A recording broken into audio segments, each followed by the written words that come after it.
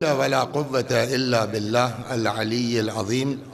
أعوذ بالله من الشيطان الرجيم. بسم الله الرحمن الرحيم.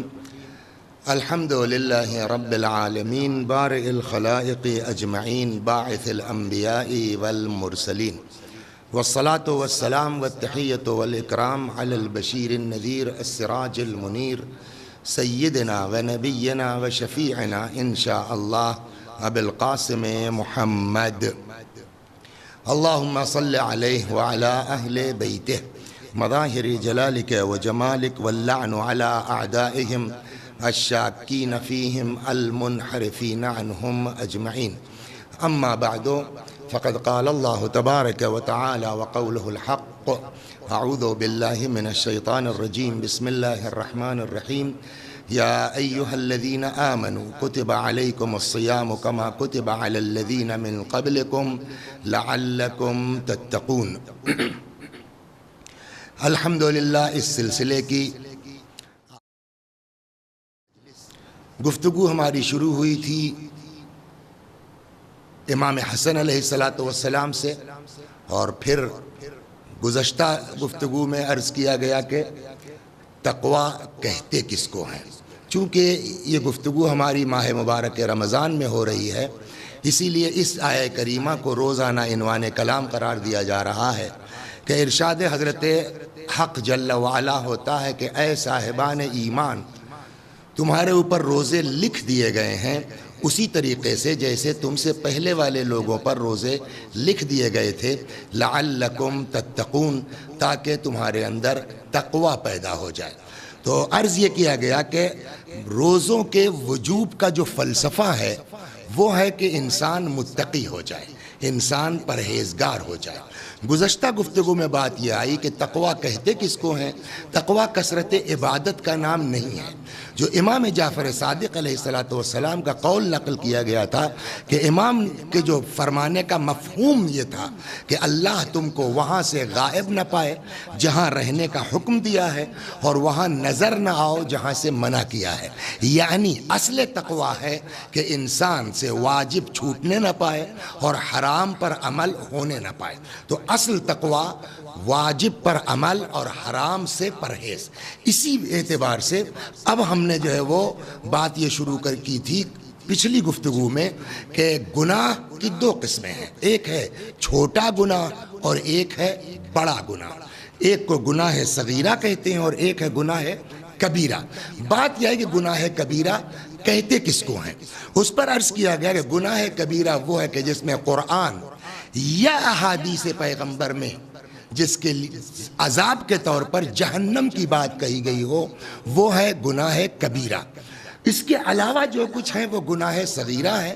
البتہ ان گناہ صغیرہ کی تکرار اس کو کنورٹ کر دے گی گناہ کبیرہ میں. ہم نے عرض کیا تھا کہ انشاءاللہ اگلی گفتگو میں عرض کیا جائے گا کہ گناہان کبیرہ کی تعداد کتنی ہے. یہاں جب آپ آئیں گے، روایات پر آپ نظر ڈالیں گے تو ہمارے پاس مختلف روایتیں ہیں کہ جس میں گناہان کبیرہ کو گنایا گیا ہے. بعض روایتوں میں گناہان کبیرہ کی تعداد 21 کے قریب بتائی گئی ہے، جیسا کہ جناب عبدالعظیم ابن عبداللہ حسنی سے روایت ہے. اس روایت میں گناہان کبیرہ 21 بیان کیے گئے ہیں. یا ایک دوسری روایت میں ابی صامت سے نے نقل کیا ہے امام جعفر صادق علیہ السلام سے، تو اس میں بھی جو ہے وہ کیا کہتے ہیں کچھ 21 سے کم گناہ گنائے گئے ہیں. تیسری روایت آتی ہے فضل ابن شازان نے امام رضا علیہ السلام سے نقل کیا ہے، اور یہ روایت عیون اخبار رضا میں ہے، اور اس روایت کے اعتبار سے گناہان کبیرہ تقریباً 30 ہوتے ہیں. اور ایک روایت اور ہے مولا کائنات سے جس میں گناہان کبیرہ کی تعداد 7 بتائی گئی ہے. تو کہیں 21 ہے، کہیں 30 ہے، کہیں 7 ہے صرف، کہیں کم و بیش. تو اب یہاں پر یہ سوال ہوگا کہ یہ گناہان کبیرہ کی تعداد ایک کیوں نہیں ہے؟ میں ان تینوں روایتوں میں سے بہت تفصیل میں نہ جا کر کے ایک روایت میں آپ کو وہ والی نقل کر دیتا ہوں کہ جس کو فضل ابن شازان نے نقل کیا ہے امام رضا علیہ السلام سے. اور یہ روایت کہاں ملے گی آپ کو؟ عیون اخبار رضا میں. یہ عیون اخبار رضا جیسے نہج نہج البلاغہ ہے جس میں صرف مولا کا کلام ہے، ویسے ہی عیون اخبار رضا وہ کتاب ہے جس میں ہمارے 8ویں امام کی روایات کو یکجا کیا گیا ہے۔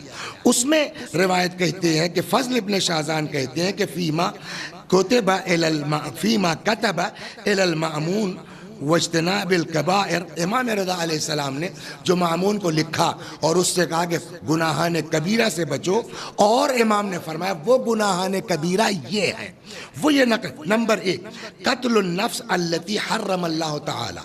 تو پہلا گناہ کبیرہ اس روایت کے اعتبار سے امام نے کیا فرمایا؟ قتل کرنا۔ 2 والزنا، زناکاری گناہ کبیرہ ہے۔ 3 والسرقہ، چوری گناہ کبیرہ ہے۔ وشرب الخمر، چوتھا گناہ شراب نوشی۔ 5واں عقوق الوالدین، والفرار من الزحف، جہاد سے فرار اختیار کرنا۔ 7واں گناہ وَأَكْلُ مَالِ الْيَتِيمِ ظُلْمًا، یتیم کا مال ہڑپنا۔ 8واں وَأَكْلُ الْمَيْتَ وَالدَّمْ وَلَحْمِ الْخِنْزِيرِ، مردار کھانا، سور کا گوشت کھانا، یا جس کو حلال طریقے سے ذبح نہ کیا گیا ہو وہ گوشت کھانا۔ خب وَأَكْلُ الرِّبَا بَعْدَ الْبَيِّنَةِ، سود کھانا۔ وَالْمَيْسِرُ وَهُوَ الْقِمَارُ، جوا کھیلنا، قمار گناہان کبیرہ میں ہے۔ وَالْبَخْسُ فِي الْمِكْيَالِ وَالْمِيزَانِ، ناپ تول میں کمی کرنا گناہان کبیرہ میں ہے۔ وَقَذْفُ الْمُحْصَنَاتِ، مومنہ عورتوں کے اوپر الزام لگانا گناہ کا، زنا کا، جس کو قذف کہتے ہیں۔ اللہ نے توفیق دی تو ان ساری چیزوں پر گفتگو جہاں تک ممکن ہوگا۔ واللواط، جس کو کہتے ہیں ہم جنس بازی، یہ بھی گناہان کبیرہ میں۔ والیأس من روح اللہ، اللہ کی رحمت سے مایوسی۔ والامن من مکر اللہ، اللہ کے عذاب سے اپنے آپ کو محفوظ سمجھ لینا۔ والقنوط من رحمت اللہ، اللہ کی رحمت سے مایوس ہونا۔ ومعونۃ الظالمین، ظالم کی مدد کرنا۔ والرکون الیہم، ظالم کی طرف جھکاؤ رکھنا۔ جھوٹی قسم کھانا۔ وحبس الحقوق من غیر عسر، کسی کا حق حلف کر لینا۔ والکذب، جھوٹ بولنا۔ والکبر، تکبر غرور کرنا۔ والاسراف والتبذیر، یہ 2 الگ الگ بیان کیا گیا ہے۔ اللہ نے اگر توفیق دی تو عرض کیا جائے گا، اس لیے کہ اسراف کا ترجمہ بھی اردو میں ہم کو فضول خرچی ہی کرنا پڑے گا، تبذیر کا ترجمہ بھی ہم کو اردو میں فضول خرچی ہی کرنا پڑے گا۔ اگر ہم وہاں تک پہنچے ابزار اسراف اور تبذیر میں تو انشاءاللہ اس کا فرق بیان کریں گے کہ اسراف اور تبذیر یہ بھی دونوں گناہ کبیرہ میں ہیں۔ والاستخفاف بالحج، حج کو ہلکا سمجھنا، یہ بھی گناہان کبیرہ میں ہے۔ والمحاربہ لاولیاء اللہ، اولیاء خدا سے جنگ کرنا، یہ بھی گناہان کبیرہ میں ہے۔ والاشتغال بالملاہی، لہو و لعب میں وقت گزارنا۔ والاصرار علی الذنوب، اور گناہوں پر یعنی گناہان صغیرہ پر اصرار کرنا، یہ بھی گناہان یہ 30 گناہ یہ ہیں۔ اس کے علاوہ میں نے کہا جناب عبدالعظیم حسنی نے جو نقل کی ہے روایت، اس میں 21 گناہ ہیں۔ ایک روایت اور ہے کہ جس میں جو ہے وہ 7 گناہ بیان کیے گئے ہیں جو مولا کائنات علیہ السلام سے مروی ہے۔ اب یہاں سے سوال یہ ہوتا ہے کہ آخر گناہان کبیرہ کی تعداد معین کیوں نہیں ہے؟ اس کی وجہ یہ ہے کہ کہیں جو ہے وہ روایت میں الگ الگ بیان کیا گیا ہے، کہیں یہ ہے کہ ایک ہی چیز میں کئی گناہ آ جاتے ہیں۔ اس کی مثال میں ابھی مولا ہی کے کلام سے نقل کرتا ہوں، انشاءاللہ آسانی سے سمجھ میں آ جائے گا۔ چنانچہ وہ روایت کہ جس میں امام علی علیہ السلام سے نقل ہوا ہے کہ مولا نے فرمایا کہ گناہان کبیرہ کتنے؟ 7 عدد، اس میں وہ جو 7 مولا نے گنائے ہیں کیا کیا ہے؟ الکفر باللہ، وقتل النفس 2، وعقوق الوالدین 3، وَأَكْلُ الرِّبَا، سود کا کھانا 4، وَأَكْلُ مَالِ الْيَتِيمِ ظُلْمًا، یتیم کا مال کھانا 5، وَالْفِرَارُ مِنَ الزَّحْفِ، جہاد سے فرار اختیار کرنا، والتعرب بعد الہجرہ، ایمان لانے کے بعد پھر کفر کی طرف جو ہے بدعیت کی طرف پلٹ جانا، یہ 7 امام نے بیان کیا۔ جس راوی سے یہ بات ہو رہی تھی وہ راوی کہتا قلت فہذا اکبر المعاصی، تو میں نے پوچھا مولا یہی ہے بڑے گناہان کبیرہ؟ قال نعم، امام نے فرمایا ہاں یہ ہے بڑے گناہان کبیرہ۔ قلت فاکل درہم من مال الیتیم ظلما اکبر ام ترک الصلاۃ، تو میں نے امام سے پوچھا، راوی کہتا ہے جب امام نے وہ 7 گناہان کبیرہ بیان کر دیے تو میں نے کہا مولا یہی ہے اکبر الکبائر، یہی ہے سب سے بڑے گناہ 7 عدد؟ امام نے کہا۔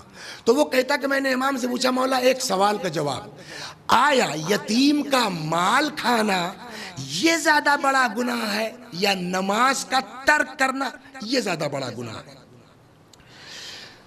تو قلت فاکل درہم من مال الیتیم ظلما اکبر ام ترک الصلاۃ، نماز کا ترک کرنا یہ زیادہ بڑا گناہ ہے یا یتیم کا مال کھانا یہ زیادہ بڑا گناہ ہے؟ قال علیہ السلام، تو مولا نے فرمایا ترک الصلاۃ، نماز کا ترک کرنا یہ یتیم کا مال ہڑپنے سے بھی بڑا گناہ ہے۔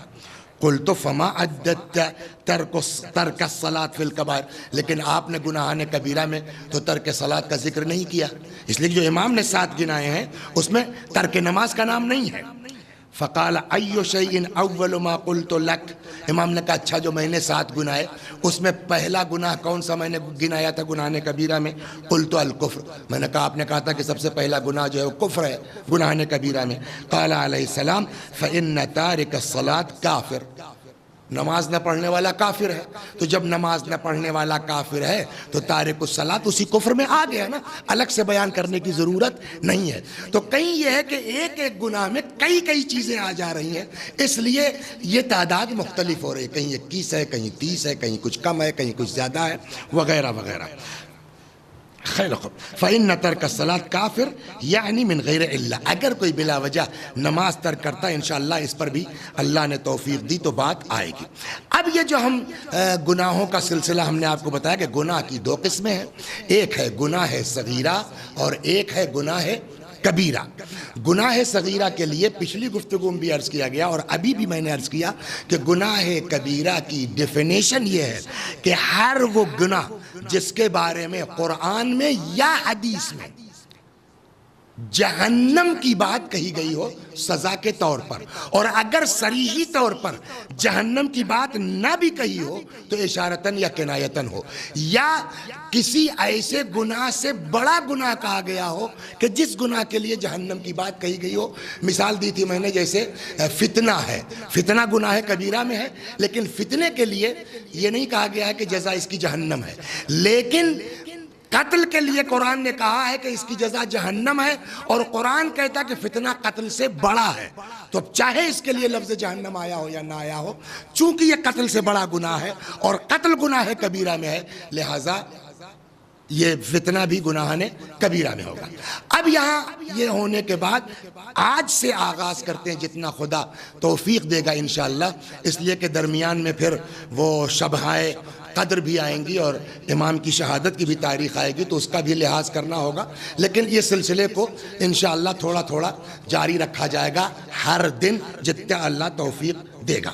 پہلا گناہ جو کبیرہ کے طور کے اوپر ہے، جس کی قطعاً کوئی معافی نہیں ہے اور سارے گناہوں میں سب سے بڑا گناہ وہی ہے، وہ ہے الشرک باللہ، اللہ کا شریک قرار دینا۔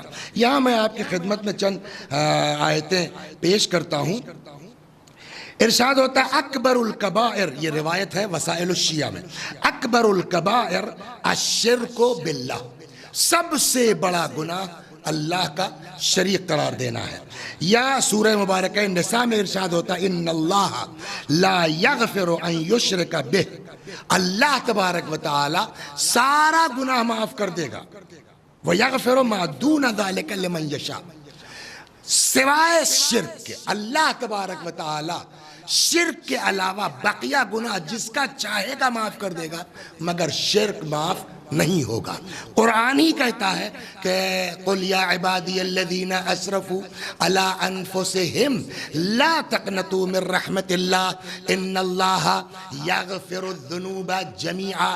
میرے پیغمبر آپ میرے ان بندوں سے کہہ دیجئے جنہوں نے گناہ کی وجہ سے اپنے نفسوں پہ ظلم کیا ہے کہ اللہ کی رحمت سے مایوس نہ ہو، ان اللہ یغفر الذنوب جمیعا، اللہ سارے گناہ معاف کر دے گا۔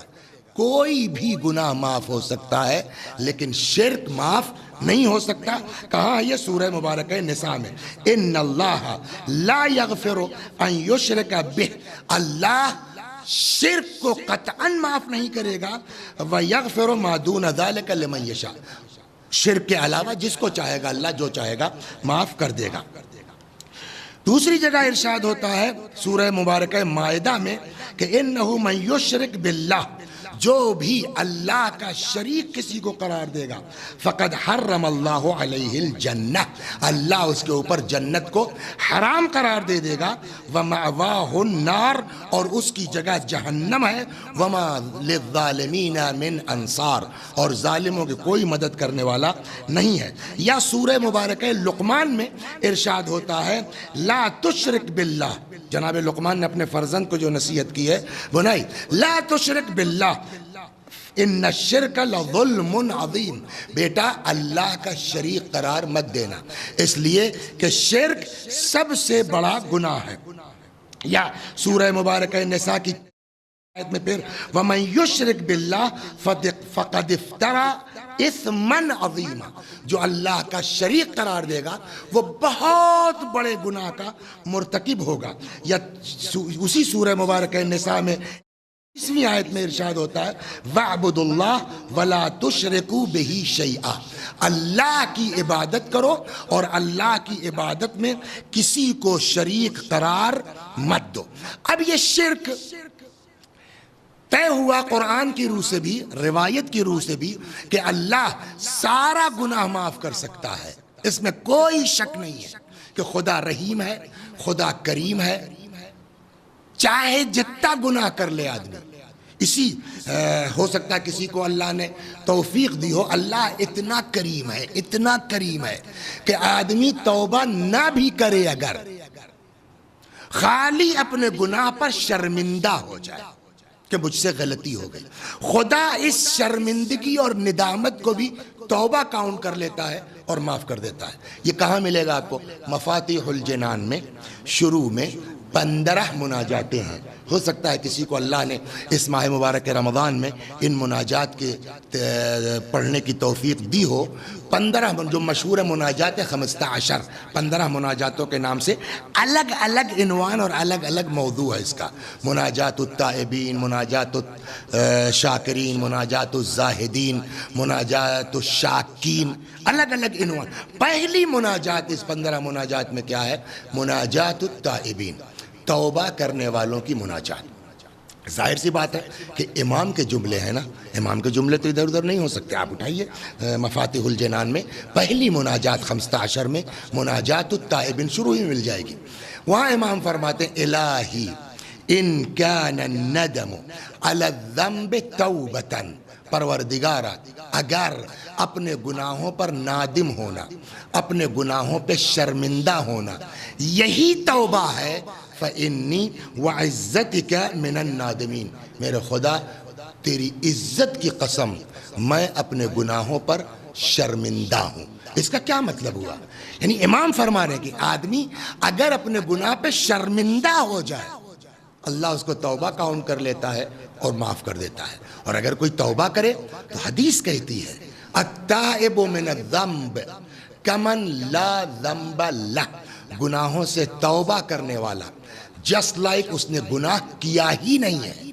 تو بڑے سے بڑا گناہ انسان کر کے آئے، توبہ کر لے، اللہ معاف کر دے گا، شرمندہ ہو جائے اللہ معاف کر دے گا۔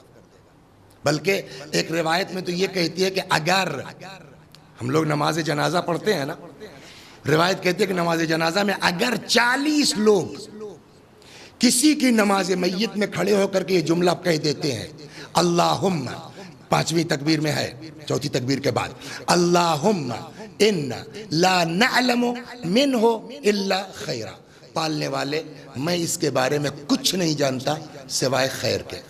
امام فرماتے ہیں کہ اگر کسی کے جنازے پر 40 لوگ کھڑے ہو کے یہ کہہ دیں کہ پالنے والے میں اس میت کے بارے میں کچھ نہیں جانتا سوائے خیر کے، آواز قدرت آتی ہے قد اجزت شہاداتکم، تمہارے گواہی ایکسپٹ، تمہاری گواہی قبول ہو گئی۔ یعنی خدا اس کو معاف کر، یعنی 40 لوگ اگر کسی کے جنازے پہ کھڑے ہو کے کہہ دیں کہ یہ آدمی ٹھیک تھا، اللہ کہتا کوئی بات نہیں ہے، اور پھر روایت کہتی یہ تو تم نے وہ باتیں کہی ہیں جو تم کو پتا تھی۔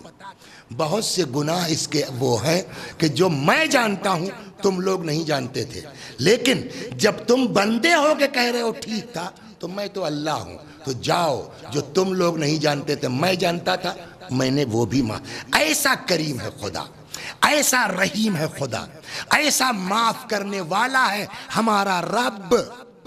ایک روایت کہتی ہے کہ جب شراب کی حرمت کی آیت نازل ہوئی تو ایک زمانے سے یہ عرب لوگ پی رہے تھے۔ ایک دن ایک کوئی بوڑھا شخص اپنے سر کے اوپر کوئی برتن لے کے جا رہا تھا شراب کا، جس کے اندر شراب تھی۔ تب تک اس نے دیکھا کہ سامنے سے رسول اللہ صلی اللہ علیہ وآلہ وسلم تشریف لا رہے ہیں۔ جیسے ہی رسول اللہ کو دیکھا ڈر گیا، یا اللہ اگر پیغمبر نے پوچھ لیا کہ کیا ہے، سچ کہتا ہوں تو پھنسا، اور اگر غلط بیانی کرتا ہوں تو ان کو تو سب پتا ہے۔ وہیں سے کہتا یا اللہ آج اگر اپنے نبی کے سامنے میری عزت بچا لے، میں وعدہ کرتا ہوں اب شراب نہیں پیوں گا، اب گناہ نہیں کروں گا۔ تب تک رسول اللہ آ گئے، کیا ہے؟ ہڑبڑا گیا، اس کے منہ سے جھٹکے میں نکلا یا رسول اللہ سرکہ ہے۔ پیغمبر نے اچھا ذرا اتاریے دیکھا تو جائے۔ اب جو اس نے اتارا، سرپوش ہٹایا، ڈھکن ہٹایا، واقعی سرکہ تھا۔ اب جو پیغمبر نے کوئی بات نہیں بھائی تم نے کہا سرکہ ہے، یہ سرکہ جاؤ۔ تب تک دیکھا رسول اللہ نے کہ بوڑھا رو رہا تھا۔ پیغمبر نے کیا بات ہے، رو کیوں رہے ہو، گریہ کیوں کر رہے ہو؟ اس نے کہا یا رسول اللہ سچی بات یہ ہے کہ یہ سرکہ نہیں تھا، یہ شراب تھی۔ تو قصاب آپ کو دیکھ کے ڈر گیا میں نے خدا سے کہا یا اللہ آج عزت بچا لے، وعدہ کرتا ہوں اب گناہ نہیں کروں گا۔ خدا نے اپنی قدرت کاملہ سے اس شراب کو سرکے میں تبدیل کر دیا۔ ایسا کریم ہے اللہ، وہی خدا جو بڑے سے بڑا گناہ معاف کر سکتا۔ میں نے کئی آیتیں نقل کی، اللہ ہر گناہ معاف کر دے گا، شرک معاف نہیں ہو سکتا کسی قیمت پر۔ لہٰذا آئیے ماہ مبارک رمضان ہے، دعا کریں یا اللہ ہم سب کو اپنی توحید پر اس دنیا سے اٹھانا، صحیح عقیدے کے ساتھ اٹھانا۔ اسی لیے بعض بزرگوں نے فرمایا ہے مفاتیح میں دعائے عدیلہ پڑھتے رہیے، اس کو دعائے عدیلہ کو کم از کم شب جمعہ، نہ صحیح تو مہینے میں ایک بار، نہ صحیح تو سال میں ایک بار، بعض بزرگ تو کہتے ہیں کہ نہ صحیح تو زندگی میں ایک بار ضرور اس دعائے عدیلہ کو پڑھ لو۔ دعائے عدیلہ میں کیا ہے؟ انسان اپنے عقائد کو بیان کرتا ہے، اس کے بعد کہتا پروردگارہ یہ میرا عقیدہ ہے، اس کو اپنے پاس امانت کے طور پر رکھ لے، جب میری روح نکلنے لگے تو یہ مجھے واپس کر دینا۔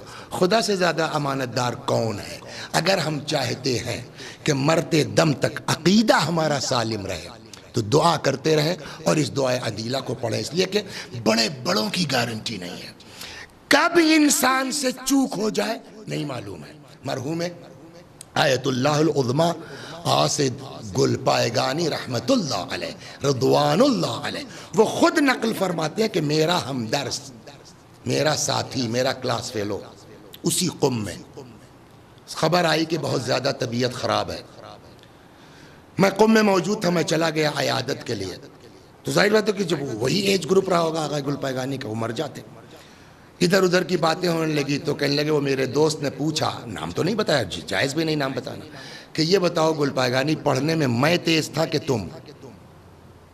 تو آغا فرماتے، میں نے کہا یار صحیح بات تو یہ ہے کہ تم تیز تھے، کب تم خود کہہ رہے ہو نا پڑھنے میں تیز تھا، پڑھنے میں تیز میں تھا اور مرجع تم ہو گئے، یہ کون سی عدالت اللہ کی ہے؟ وہ کہتے ہیں کہ اس نے یہ جملہ کہا اور ہچکی لی، روح نکل گئی۔ اتنا بڑا پڑھا لکھا آدمی اور عدل الہی کا انکار کر کے اس دنیا سے گیا۔ عدل الہی میں جو ہے وہ اس کا عقیدہ محکم نہیں ہو پایا۔ آئیے ماہ مبارک رمضان ہے، پالنے والے یا میرے اللہ تجھے واسطہ ہے امیر المؤمنین کا جن کی شہادت کی تاریخ آ رہی ہے، تجھے واسطہ ہے امام حسن علیہ السلام کا جن کی ولادت کی تاریخ گزری ہے، ہم سب کو مرتے دم تک صحیح اور سالم ایمان پر باقی رکھ اور قائم رکھ۔ اب یہ شرک سب سے بڑا گناہ ہے، سارا گناہ معاف ہو سکتا ہے، شرک معاف نہیں ہو سکتا۔ شرک کے مقابلے میں کیا ہے؟ توحید، لہٰذا توحید ہم لوگوں کی محکم ہونی چاہیے۔ اب کہتے ہیں کہ یہ توحید جو ہے شرک، اس کی کئی قسمیں ہوں گی۔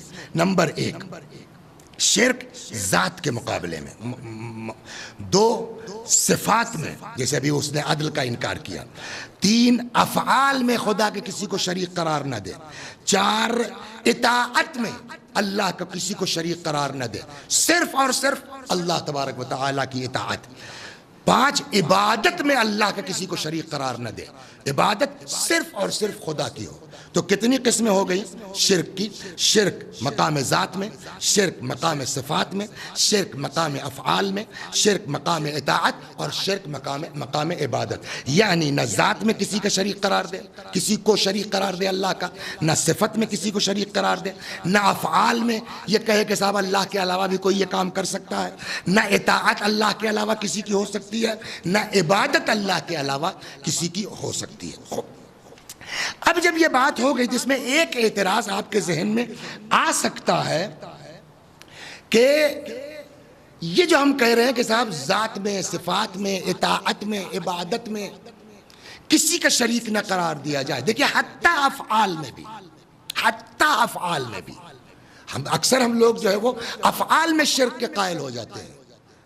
مجلس آپ پڑھ رہے ہیں، واقعاً آپ پڑھ رہے ہیں، یا اگر وہ نہ چاہے تو تم نہیں پڑھ سکتے ہو۔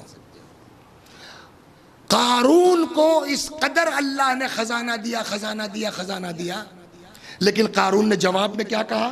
انما اوتیتہ علی علم عندی، کہ یہ سب تو میرے پاس جو علم کیمیا تھا اس کی بنا پر میرے پاس دولت ہے۔ یہ افعال میں شرک ہوا۔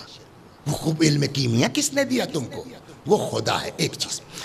دوسری چیز یہ ہے کہ اصل مسئلہ کیا ہے؟ اطاعت کا، کہ اللہ کی اطاعت کے علاوہ کسی اور کی اطاعت اس کائنات میں ممکن نہیں ہے۔ خوب سوال، اگر اللہ کے علاوہ کسی کی اطاعت درست نہیں ہے، اللہ کے علاوہ کسی کی اطاعت جائز نہیں ہے، تو خود قرآن کہتا اطیعوا اللہ واطیعوا الرسول واولی الامر منکم۔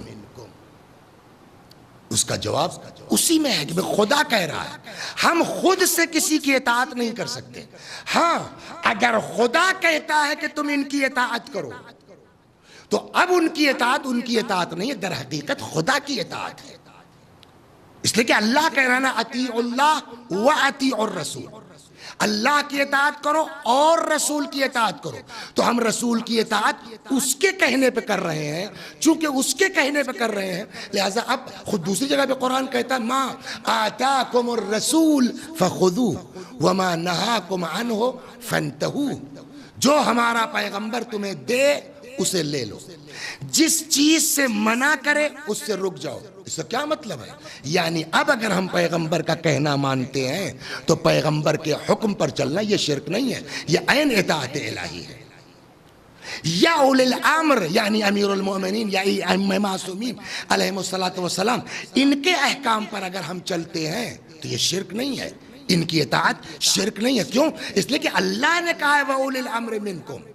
یا اگر ہم اہل بیت سے محبت کرتے ہیں اور ان کے حکم پر چلتے ہیں یہ شرک نہیں ہے، اس لیے کہ اللہ کہہ رہا ہے قُلْ لَا أَسْأَلُكُمْ عَلَيْهِ أَجْرًا إِلَّا الْمَوَدَّةَ فِي الْقُرْبَى۔ تو اب اہل بیت سے محبت شرک نہیں بلکہ عین توحید ہے۔ کیوں؟ اس لیے کہ اطاعت خدا کر رہے ہیں۔ یا ماں باپ کی اطاعت کرتے ہیں، ماں باپ کی اطاعت بھی شرک اس لیے نہیں کہ اللہ کہہ رہا ہے وَقَضَىٰ رَبُّكَ أَلَّا تَعْبُدُوا إِلَّا إِيَّاهُ وَبِالْوَالِدَيْنِ إِحْسَانًا، تمہارے رب کا فیصلہ یہ ہے کہ تم کسی کی عبادت نہیں کرو گے سوائے اللہ کے، اور اپنے ماں باپ کے ساتھ اچھا سلوک کرو گے، اچھی نیکی کرو گے۔ تو اب اگر کوئی آدمی، میں آپ کو ایک داستان سناتا ہوں اسی پر، کہ اصل مثلا حکم دیا گیا شوہر کی اطاعت کرے زوجہ کے لیے، تو یہ شوہر کی اطاعت آپ کے ساتھ اللہ کے علاوہ کسی کی اطاعت نہیں ہو سکتی، تو یہ تو شرک ہے۔ کہ یہ شرک اس لیے نہیں ہے کہ ہم حکم خدا کی بنیاد پر کر رہے ہیں۔ اگر کوئی باپ کی اطاعت کرتا ہے، اہل بیت کی اطاعت کرتا ہے، رسول اللہ کی اطاعت کرتا ہے، علماء کی مراجع کی اطاعت کرتا ہے، یا زوجہ اپنے شوہر کی اطاعت کرتی، یہ اس لیے شرک نہیں ہے کہ یہ حکم خدا کی بنیاد پر ہے۔ اور اسی چیز کو صفین میں لوگ سمجھ نہیں پائے، جو خوارج تھے اور جنہوں نے مولا کے خلاف نعرہ لگانا شروع کیا، لا حکم الا للہ، لا حکم الا للہ، خدا کے علاوہ کسی کا حکم نہیں چلے گا، یہ لوگ اس باریکی کو نہیں سمجھ سکے۔ اسی لیے مولا کائنات نے جو ان کے جواب میں ارشاد فرمایا وہ اسی لیے فرمایا کلمۃ حق یراد بها الباطل، جملہ تو بڑھیا ہے کہ لا حکم الا للہ، ہم سب یہی کہتے ہیں خدا کے علاوہ کسی کا حکم نہیں چلے گا، لیکن امام نے فرمایا اس کی میننگ غلط لے رہے ہیں، یراد بها الباطل، غلط نتیجہ نکال رہے ہیں۔ چنانچہ پیغمبر کے زمانے میں ایک میں واقعہ آپ کو سناتا ہوں، پیغمبر کے زمانے میں، رسول اللہ کے زمانے میں ایک بندہ خدا سفر پر گیا، یہ توحید اطاعت میں، شرک سے پرہیز اطاعت میں، اپنی زوجہ سے کہہ کے گیا کہ میں جا رہا ہوں سفر پر، جب تک واپس نہ آؤں تب تک گھر سے قدم باہر نہ نکالنا۔ چلا گیا، کچھ دنوں کے بعد اس مومنہ کے باپ مریض ہوا، اس نے پیغمبر کے پاس پیغام کہلوایا، یا رسول اللہ میرا باپ بیمار ہے، چونکہ میرا شوہر منع کر کے گیا ہے اس لیے میں جا نہیں سکتی، کیا آپ اجازت دیتے ہیں کہ میں جا کے اپنے باپ کی عیادت کراؤں؟ رسول اللہ نے فرمایا چونکہ تیرا شوہر منع کر کے گیا ہے اس لیے میں نہیں کہہ سکتا۔ اتفاق سے اس کے باپ کا انتقال ہو گیا، مر گیا۔ پھر اس نے کہلایا یا رسول اللہ میرا باپ مر گیا، میرا شوہر اس طرح سے منع کر کے گیا تھا، کیا آپ اجازت دیتے ہیں میں جا کے باپ کا آخری دیدار کر لوں؟ رسول اللہ نے پھر کہا چونکہ تیرا شوہر منع کر کے گیا ہے اس لیے میں اجازت نہیں دوں گا۔ باپ دفن ہو گیا، ہمیشہ کے لیے بیٹی باپ کی زیارت سے محروم ہو گئی۔ ادھر باپ دفن ہوا، ادھر جبرائیل امین رسول اللہ صلی اللہ علیہ وآلہ وسلم پر نازل ہوئے، فرماتے ہیں یا رسول اللہ خدا فرماتا ہے کہ اس مومنہ کو بعد سلام یہ پیغام پہنچا دیجئے کہ اس کی اس اطاعت کے عوض میں اللہ نے اس کا گناہ بخشا، اس کے باپ کا گناہ بخشا۔ خود شوہر کی اطاعت سے کیا مطلب؟ کہ نہیں، شوہر کی اطاعت شوہر کی بنیاد پر نہیں ہے، اللہ نے حکم دیا ہے کہ شوہر کی اطاعت کرو، تو اب شوہر کی اطاعت عین توحید ہے، شوہر کی اطاعت عین اطاعت خدا ہے۔ اور یہ چیز اگر سمجھ میں آ جائے تو یہی مرحلہ تھا وہاں بھی جب اللہ نے فرشتوں کو کہا کہ وَإِذَا سَوَّيْتُهُ وَنَفَخْتُ فِيهِ مِن رُوحِي فَقَعُوا لَهُ سَاجِدِينَ، کہ جب میں اس پتلے میں اپنی روح ڈال دوں تو تم سب کے سب سجدے میں گر جانا۔ یہ آدم کا سجدہ تھوڑی ہے، یہ اس حکم الہی کے سامنے جھکا جا رہا ہے۔ تو اب اگر کسی کی بھی اطاعت اللہ کے علاوہ جائز نہیں ہے، کسی کا بھی حکم اللہ کے علاوہ درست نہیں ہے ماننا، لیکن اگر خدا کہے کہ ان کا حکم مانو تو اب ان کا، جیسے ماں کا، باپ کا، پیغمبر کا، ائمہ معصومین کا، مراجع کا، تو اب ان کے حکم کے مطابق چلنا یہ عین اطاعت خدا ہے، یہ شرک نہیں ہے۔ اللہ تبارک و تعالی اس ماہ مبارک رمضان میں ہم سب کو توفیق عطا فرمائے کہ اللہ تبارک و تعالی ہم سب کو اس بات کی توفیق دے انشاءاللہ کہ ہم توحید کے صحیح مفہوم کو سمجھ سکیں، ہم اطاعت کے صحیح مفہوم کو سمجھ سکیں۔ یہ ایک چیز۔ دوسری چیز آتی ہے توحید در عبادت، یہ تو اطاعت میں شرک نہیں ہونا چاہیے، وہ میں نے وضاحت کی۔ دوسری چیز آتی ہے عبادت میں شرک نہیں ہونا چاہیے۔ اسی لیے آپ جب قرآن دیکھیں گے نا، جہاں بھی دیکھیں گے، روایات پڑھیں گے آپ، تو جہاں حکم ہوتا ہے وہاں مخلصین، عبادت کرو خلوص کے ساتھ۔ اگر عبادت میں اخلاص نہیں ہے تو انسان کی عبادت نہیں کہی جائے گی۔ جو عبادت ہے ہر عمل انسان کا رضا خدا. اگر ہم نے کہیں سے ریاکاری کر لی، دکھاوا کر لیا، تو اب یہی عبادت میں شرک داخل ہو جائے گا. پیغمبر نے بھی فرمایا ہے کہ میں تم لوگوں کے لیے ڈرتا ہوں شرک خفی سے. یہ شرک خفی کیا ہے؟ کہ ہم نماز تو پڑھ رہے ہیں، حتیٰ نماز پڑھ رہا ہے آدمی، لا الہ الا اللہ کہہ رہا ہے آدمی، اس کے باوجود ہو سکتا ہے مشرک ہو. کیوں؟ اس لیے کہ خدا اگر درمیان میں نہیں ہے. مثال کے طور کے اوپر ہم نماز پڑھ رہے ہیں، اللہ اکبر، بسم اللہ الرحمن الرحیم، الحمد للہ رب العالمین الرحمن الرحیم. تب تک مسجد میں کوئی آ گیا اور ہمارا انداز بدل گیا، ایاک نعبد و ایاک نستعین. تو دنیا سمجھ رہی ہے کہ ہم نماز پڑھ رہے ہیں، لیکن یہ جو ہمارا انداز بدلا ہے، یہ جو ہمارا لہجہ بدلا ہے، یہ کسی آدمی کو دیکھ کے بدلا ہے نا، تو اس کا مطلب ریاکاری آ گئی. جہاں عبادت میں ریا آئی، اخلاص ختم ہوا، وہاں ہم شرک کے مرتکب ہو جائیں گے. اسی لیے آپ کی خدمت میں نقل کروں کہ ارشاد ہوتا ہے سورہ مبارکہ 98 آیت نمبر، وَمَا أُمِرُوا إِلَّا لِيَعْبُدُوا اللَّهَ مُخْلِصِينَ لَهُ الدِّينَ. تم لوگوں کو حکم دیا گیا ہے کہ اللہ کی عبادت کرو اخلاص کے ساتھ، ریاکاری نہ ہو، دکھاوا نہ ہو، مکاری نہ ہو. قُلْ إِنِّي أُمِرْتُ أَنْ أَعْبُدَ اللَّهَ مُخْلِصًا لَهُ دِينِ. پیغمبر آپ کے مجھ کو حکم دیا گیا ہے کہ ہم اللہ کی عبادت اخلاص کے ساتھ کریں. یا وَدْعُوهُ سورہ نمبر 7 آیت نمبر، مخلصین لہ الدین، خدا کو پکارو اخلاص کے ساتھ. ارشاد ہوتا فمن کان یرجو لقاء ربہ فلیعمل عملا صالحا. اگر کسی کو یہ توقع اور امید ہے کہ کل کو بارگاہ خداوندی میں پیش ہونا ہے تو اسے کیا چاہیے؟ فلیعمل عملا صالحا، نیک عمل کرے. لیکن نیک عمل کافی نہیں ہے. ولا یشرک بعبادت ربہ احدا، اپنے اللہ کے جو ہے وہ عبادت میں کسی کو شریک قرار نہ دے. یا ارشاد ہوتا ہے فویل للمصلین الذین هم عن صلاتهم ساہون والذین هم یراؤون. یہ یراؤون کیا مطلب ہے؟ کہ لوگوں کو دکھانے کے لیے ہم دعا کر رہے ہیں، لوگوں کو دکھلانے کے لیے ہم عبادت کر رہے ہیں، لوگوں کو دکھلانے کے لیے ہم نماز پڑھ رہے ہیں. بلکہ ایک روایت میں تو یہاں تک ہے کہ پیغمبر فرما، جیسا کہ میں نے ابھی عرض کیا تھا کہ فرماتے ان اخوف ما اخاف علیکم الشرک الاصغر. سب سے زیادہ مجھ کو اگر تم لوگوں کے لیے کوئی ڈر لگا ہوا ہے تو شرک اصغر کا، چھوٹے شرک کا ہے. فقال صلی اللہ علیہ قیل وما الشرک الاصغر. لوگوں نے کہا یا رسول اللہ یہ چھوٹا شرک کیا ہے، شرک اصغر کیا ہے؟ فقال الریا. پیغمبر نے فرمایا ریا، مکاری، دکھاوا. اور اگر کوئی شخص عمل کرتا ہے ریاکاری کے لیے، دکھاوے کے لیے، تو یقول اللہ تعالی یوم القیامہ اذا جاز العباد باعمالہم، کہ جس دن قیامت میں لوگوں کو ان کے اعمال کی جزا دی جائے گی، اس دن اللہ فرمائے گا اذهبوا الی الذین کنتم تراؤون لهم فی الدنیا. جاؤ جن کو دکھلانے کے لیے تم عمل کر رہے تھے، ان سے جا کے ثواب لو. حل تجدون عندهم ثواب اعمالکم، جاؤ دیکھو ملتا ہے کچھ تمہارے عمل کا ثواب. مثال کے طور کے اوپر یہی ماہ مبارک رمضان ہے، بس تمام کیا میں نے، یہی ماہ مبارک رمضان، بڑا ثواب ہے مومن کو افطار کروانے کا.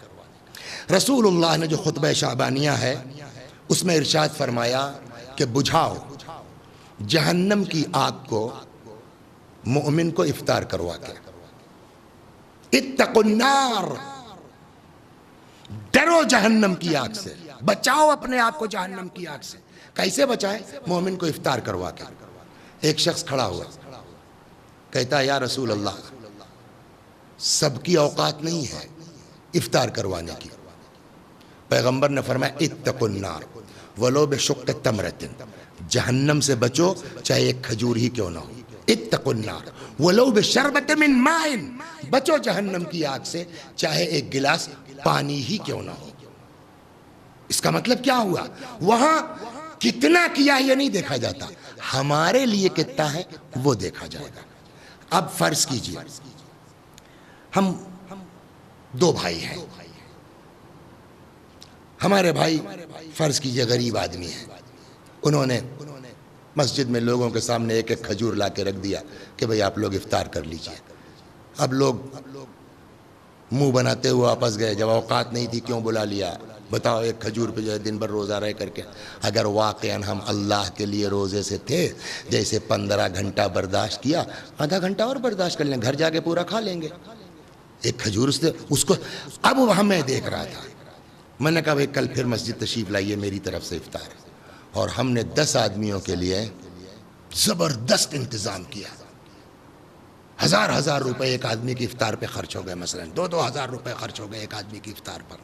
اب لوگ نکلے، ماشاءاللہ بھی بہت زبردست افطار تھی، لطف آ گیا، نہاری پائے اور کیا کیا سمجھے۔ کل کو جب قیامت حساب کا منزل آئے گی تو مرنا اس غریب کو بھی ہے، مرنا ہم کو بھی ہے۔ وہاں پہنچے تو معلوم ہوا جس نے ایک کھجور کھلائی تھی اس کی آگ تو بجھ گئی ہے، جہنم سے بچ گیا۔ جس نے ہزاروں روپے خرچ کیے تھے اس کی جہنم کی آگ اور بھڑک گئی ہے، تیز ہو گئی ہے۔ اعتراض کا حق ہے نہیں ہے؟ پالنے والے اس نے جو ہے وہ 100 روپے خرچ کیے تھے افطار میں مومن کی، میں نے ہزاروں خرچ کر دیے، اس کی آگ گلزار ہو گئی، میری نہیں۔ جواب کیا؟ اس نے میرے لیے، وہی جو میں نے روایت سنا، اس نے میرے لیے کیا تھا، میں نے ثواب دے دیا۔ تم نے جن لوگوں کو دکھلانے کے لیے یہ عمل انجام دیا تھا، جاؤ ان سے ثواب لو، دیکھو کچھ ملتا ہے۔ آئیے دعا کرتے ہیں پالنے والے ہم سب کو شرک سے محفوظ فرما۔ پھر میں اپنا وہ جملہ دہرا دوں، اللہ بڑا کریم ہے، خدا بڑا رحیم ہے، غفار الذنوب، لیکن وہ خدا جو سارا گناہ معاف کر سکتا ہے، خدا سب معاف کرے گا، شرک کو معاف نہیں کرے گا۔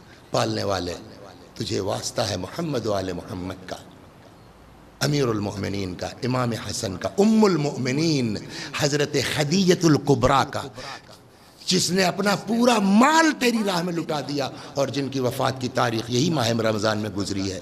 یا اللہ ہم سب کو شرک سے محفوظ فرما۔ بس چند جملے مصائب کے اور ختم و دعا۔ میرے بھائیوں، اسی چیز کے لیے اگر یزید کا بس چل گیا ہوتا نا تو کیسی نماز، کیسا روزہ، کیسی عبادت اور کیسی توحید۔ امام حسین علیہ السلام نے اسی چیز کو بچانے کے لیے کربلا میں آ کے اپنا پورا بھرا گھر قربان کر دیا تاکہ ہم دیدار ہو جائیں، تاکہ ہم مذہبی ہو جائیں، تاکہ ہم اللہ والے ہو جائیں۔ اللہ اکبر۔ روایت کہتی ہے کہ امام حسین علیہ السلام جب کربلا آئے ہیں سب چلے گئے، کوئی نہیں بچا، خود تنہا ہے۔ روایت کہتی فنظر یمینا و شمالا، امام نے دائیں دیکھا بائیں دیکھا۔ شاید اسی طرح اشارہ ہے مرحوم میر انیس رضوان اللہ علیہ کا، فرماتے ہیں نہ آسرا تھا کوئی شاہ کربلائی کو، فقط بہن نے کیا تھا سوار بھائی کو۔ امام گھوڑے پہ سوار ہوئے، ابھی چند قدم چلے تھے کہ آواز آئی مہلاً مہلا یبن الزہرا، مہلاً مہلا یبن الزہرا، اے زہرا کے لال دھیرے دھیرے، اے فاطمہ کے دل بند آہستہ آہستہ۔ مڑ کے امام نے دیکھا زینب چلی آ رہی ہے۔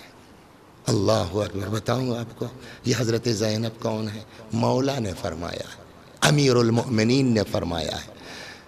جب جناب زینب کی شادی کا موقع تھا نا، اللہ اکبر، مولا کائنات نے، سگے بھتیجے ہیں جناب عبداللہ ابن جعفر، جعفر بھائی تھے مولا کائنات، ان کے بیٹے، بلایا عبداللہ کو، فرمایا عبداللہ میں تمہاری شادی زینب سے کرنے کو تیار ہوں، مگر ایک بات یاد رکھو۔ کیا؟ کہ دیکھو دنیا میں باپ بیٹے بہت ہیں، یعقوب اور یوسف جیسے باپ اور بیٹے نہیں ہیں، دنیا میں باپ اور بیٹی بہت ہیں، رسول اللہ اور حضرت صدیقہ طاہرہ جیسے باپ اور بیٹی نہیں ہیں، دنیا میں بھائی اور بہن بہت ہیں۔ اے عبداللہ مگر حسین اور زینب جیسے بھائی اور بہن نہیں ہیں۔ عبداللہ میں تمہاری شادی زینب سے کر دوں گا، مگر ایک بات یاد رکھنا کہ کل کو اگر حسین کو کوئی سفر درپیش ہو جائے، زینب اتنا چاہتی ہے اپنے بھائی کو کہ بغیر حسین کے رہ نہیں سکتی ہیں۔ شادی ہو گئی، میں نے تو نہیں دیکھا، ایک بزرگ خطیب گزرے ہیں مرحوم شیخ احمد کافی رحمت اللہ علیہ رضوان اللہ علیہ، انہوں نے بیان فرمایا کہ اس زمانے میں رسم یہ تھی عربوں کے یہاں کہ جب شادی ہوتی تھی تو 3 دن تک کوئی آمد و رفت نہیں ہوتی تھی۔ تیسرے دن ماں جاتی تھی بیٹی کے گھر خبرگیری کے لیے۔ آپ انصاف سے بتائیے، جب تیسرا دل آیا ہو تو کیا آج مولا کائنات کو حضرت زہرا سلام اللہ علیہا یاد نہ آئی ہوں گی؟ تاریخ کہتی ہے مولا نے بلایا جناب فضہ کو، فرماتے فضہ تم نے زینب کو ماں کی طرح پالا ہے، زینب کے گھر چلی جاؤ۔ فضہ آئیں، کیا دیکھا؟ حضرت زینب علیہ السلام مصلی عبادت پر ہیں۔ جیسے ہی فضہ پر نظر پڑی، زار و قطار آنکھوں سے آنسو جاری ہو گئے۔ فضہ کچھ اور سمجھی، ظاہر تو کوئی بھی یہی سمجھتا کہ ایسے موقع پر ماں موجود نہیں ہے، شاید ماں یاد آئی ہو اس لیے رو رہی ہوں۔ اسی اعتبار سے فضہ نے سمجھانا شروع کیا۔ کچھ دیر تک شہزادی سنتی رہیں، آخر کار فرماتے فضہ تم کیا سمجھ رہی ہو؟ چونکہ میری شادی کے موقع پر میری ماں زندہ نہیں ہے اس لیے میں گریہ کر رہی ہوں۔ کہا فضہ نے کہا پھر کیا بات ہے بی بی؟ کہا فضہ انصاف سے بتاؤ کیسے صبر کروں، کیسے برداشت کروں؟ 3 دن ہو گیا ہے بھیا کو نہیں دیکھا، آپ بتائیے۔ وہ زینب، اللہ اکبر، روایت کہتی ہے جناب زینب سے مل کے فضہ گھر آئیں، کیا دیکھا یہاں بھی کوہرام برپا ہے، سب لوگ رو رہے ہیں۔ کیا بات ہے؟ معلوم یہ ہوا کہ ابھی امام حسین علیہ السلام خواب سے بیدار ہوئے ہیں، ماں کو خواب میں دیکھا ہے، جناب زہرا علیہ السلام تشریف لائی ہیں، فرماتی ہیں بیٹا اٹھو، اب اس سے زیادہ زینب برداشت نہیں کر سکتی ہے۔ مولا کائنات کو پتہ چلا، حضرت نے فرمایا جو لوگ زینب کے گھر جانا چاہتے ہیں جا سکتے ہیں۔ بھائیوں کا ایک چھوٹا سا قافلہ بن گیا زینب کے گھر جانے کے لیے۔ لیکن آپ بتائیے امام حسین علیہ السلام زینب سے بڑے ہیں نا، لیکن تاریخ کہتی ہے کہ جب یہ بھائیوں کا قافلہ جا رہا تھا سب سے آگے بچوں کی طرح دوڑتے ہوئے امام حسین زینب کے گھر جا رہے تھے۔ آپ بس ختم کیا میں نے انصاف سے، وہ زینب جو 3 دن بھائی کی جدائی برداشت نہ کر سکتی ہو، اس زینب پر کیا گزر گئی ہوگی جب امام نے آ کے در خیمہ پہ کہا ہوگا زینب خدا حافظ، اے رقیہ و رباب خدا حافظ۔ کیسے رخصت کیا نہیں معلوم، انشاءاللہ کل عرض کروں گا اس سلسلے میں کہ اور کیا ہوا۔ جیسے بھی ہوا بی بی نے اپنے ہاتھ سے اپنے بھائی کو گھوڑے پہ سوار کیا۔ ابھی چند قدم چلے تھے کہ تب تک پیچھے سے آواز آئی مہلن مہلا یبن الزہرا، مہلن مہلا یبن الزہرا، اے زہرا کے لال دھیرے دھیرے، اے زہرا کے دل بند آہستہ آہستہ۔ مڑ کے جو امام نے دیکھا حضرت زینب چلی آ رہی ہیں، اتر گئے گھوڑے سے، فرماتے ہیں بہن کیا بات ہے، تم تو رخصت کر چکی تھی، تم تو اجازت دے چکی تھی، اب کیوں چلی آ رہی ہو؟ فرماتی بھیا اماں کی وصیت یاد آ گئی، اماں نے کہا تھا جب میرا لال میدان میں جانے لگے زینب میرے بیٹے کے گلے کو چوم لینا۔ اے زینب، اے بھیا ذرا بند قبا کھولو، ارے کوئی بی بی کے دل سے پوچھے جس گلے کو چومنے جا رہی ہو ابھی اسی کند گلے پر کند خنجر پھرایا جائے گا۔ اللہ اکبر۔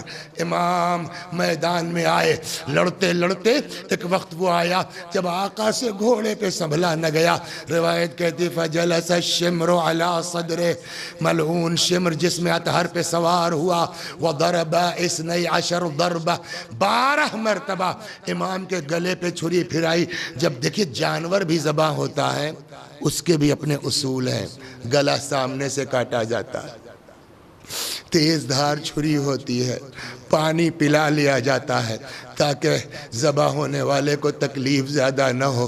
لیکن ہائے میرا مولا، المذبوح بالقفا، سامنے سے نہیں، پسے گردن، کند خنجر، سوکھا گلا. روایت کہتی ہے بی بی انشاءاللہ جتنے لوگ دیکھ رہے ہیں کربلا جائیے گا، وہاں آپ کو بتایا جائے گا یہی وہ ٹیلا ہے، یہی وہ بلندی ہے جہاں سے بی بی اپنے بھائی کے منظر دیکھ رہی تھی کہ ایک مرتبہ شہزادی سے برداشت نہ ہو سکا، چیخ کے فرماتی ہیں یبن سعد ایقتل ابو عبداللہ وانت تنظر الیہ، ارے سعد کے بچے میرا بھیا ذبح ہو رہا ہے، تو کھڑا دیکھ رہا ہے. وَسَيَعْلَمُ الَّذِينَ ظَلَمُوا أَيَّ مُنْقَلَبٍ يَنْقَلِبُونَ اِنَّا لِلَّهِ وَإِنَّا إِلَيْهِ رَاجِعُونَ. خدا ہماری اس عزا کو قبول فرما، مزید عزائے اہل بیت کی توفیق کرامت فرما. یا اللہ ان مجالس کے انعقاد میں جن لوگوں نے جیسے بھی کوشش کی ہے، محنت کی ہے، خدا ہم سب کی کوششوں کو قبول فرما. ہمارے مولا، ہمارے آقا، ہمارے مالک، ہمارے صاحب، ہمارے سید و سردار امام زمانہ کو ہم سے راضی اور خوشنود فرما. حضرت کے ظہور میں تعجیل فرما، ہمیں آقا کے غلاموں میں شمار فرما. وآخر دعوانا ان الحمد للہ رب العالمین.